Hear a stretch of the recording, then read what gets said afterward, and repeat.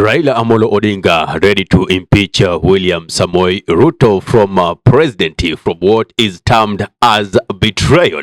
Now, how is this betrayal coming in handy? Now, there was a pact between UDA and ODM when they joined and became one because as we speak, there is no opposition. What happened? I'll take you back to the impeachment of Rigathi Gachagua. I mean, forget about the atrocities that he was being accused of committing, being a tribal, committing Kenya to a liking of a company with shareholders, of which we came to prove was part of their agreement with 30% coming to the western region. Talk of Mudavadi and Moses Wetangula. Now, the agreement was this. ODM, come on the table, help us impeach Rigathi Gachagua. In return, we shall have extensive campaigns to ensure that Raila Amolo Odinga hit the AUC seat. But ever since these happened, when Gachagua was impeached, there is little or completely no effort to show that they are actually in support of Raila Odinga's candidacy for the AUC seat. Now, did William Samoei Ruto just play Raila Amolo Odinga clean and swift on this? Let us see the political monster that William Samoei Ruto has created and how he is gonna deal with it should Raila Amolo Odinga miss the AUC seat. There is another card that William Samoei Ruto has pulled on Kalonzo Musyoka. Now, if you remember, there was this rally at Dumberry some 2 weeks ago that brought Ruto's heart to a standstill, and he actually had a very fast and an emergency meeting to try and interrogate his puppets. Like, why did this happen? Where were you? And eventually, what happened?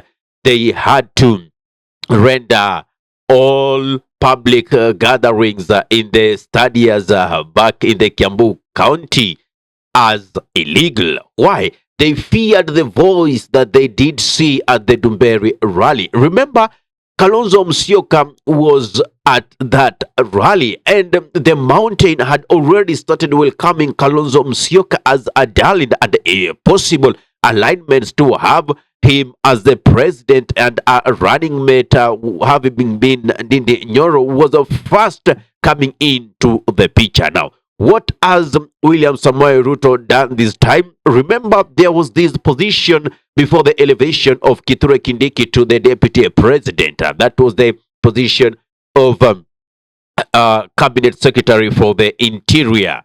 Now, this position currently is being held by Musalia Mudavadi, who is doubling in as the Prime Minister, the Interior CS, and also Foreign Affairs CS. Moses Wetangula, the Speaker of the National Assembly, has received a nomination of Kalonzo Musyoka as Interior Cabinet Secretary following the promotion of Kithure Kindiki. What card do you think William Samoei Ruto is playing? That takes us to another question. Why is William Samoei Ruto delaying to have or establish the Independent Electoral and Boundaries Commission? Is it that he's trying to delay this so that he uses it for his advantage as a rigging mechanism to help him clinch back presidency come the year 2027? This is why so many Kenyans wish that there was an early election in Kenya, just like the US. Most of people are saying we would have voted William Samoei Ruto out of power. Anyway, what do you think about these? The rift between ODM and UDA. Remember, I told you back then that Ruto is someone whom you cannot trust. Yes, Ruto absolutely cannot be trusted. So if you make a deal with the devil, then absolutely be rest assured that none of it is going to be implemented. So in this chase, as we see it so far, Ruto has scored in this chess game, but it's not over. So it is projected that Raila will come back because as it is right now, They are demanding more seats in the permanent secretary, in the cabinet secretary. Are they gonna get what they're demanding for? They already have the ministries of energy, finance, the treasury, the blue economy. They have the most and key relevant ministries within the this apostle. And it is now confirmed the implementation of Finance Bill 2023 is just underway, with the prices of stuff like sanitary pads expected to rise in the prices. The prices expected to shoot. The commodities of products and various goods are going to rise. Remember, there was so much chaos when it came to Finance Bill 2024. Just the same way it has been passed, the 2023 has been passed the same way, even this 2024 is going to be passed. Actually, what I can tell you, Kenyans, what Ruto and his cronies want to happen is that you get tired and say, let him do whatever he wishes. That is what this person wants. You get tired until now. Even you see the extrajudicial killings that are happening. They want us to take them as so normal. And we aren't going to question anything that comes out of this government. They want us to be so tired and tell them, do whatever you want. Let us not lose hope. Because if we give up on this fight, then shall you lose this beautiful nation that the forefathers did fight for extensively through their lives. Some of the people lost their lives. Do we wish to have all this into waste? When politicians unite, the person who suffer is you, the mwananchi, is you, the common citizen. We saw just the other day on 4th Gladys Wanga saying that SHA is the most beautiful thing that has happened to Kenya, and it's a matter of time it will beat NHIF hands down. Then somebody's gonna ask him, then why didn't you, instead of introducing SHA or SHIF, improve whatever is already into existence, the NHIF? There is so much in stake.